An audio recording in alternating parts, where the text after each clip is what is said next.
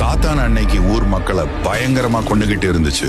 இதுக்கு நடுவுல அன்னைக்கு நடந்த எல்லா விஷயத்துக்கு பின்னாடியும் அந்த சூனியகாரி இருக்கிறத கண்டுபிடிச்ச குரு அவளை பார்க்க அவரே நேர்ல போனாரு. அப்போ அங்க மணி இறந்து அவனோட பிணம் அந்த ஊருக்கு வெளியே இருந்தது.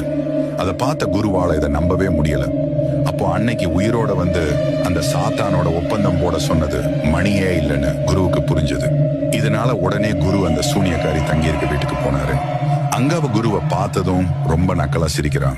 எதுக்காக நீ இதெல்லாம் பண்றன்னு அவகிட்ட கேட்டதுக்கு அப்போ ஒரு பெரிய உண்மையை சொல்றான். அன்னைக்கு குருவோட நண்பனை சாத்தான் கிட்ட அவர் பலி கொடுத்ததும் அவனும் ஒரு சாத்தான மாறிட்டான்.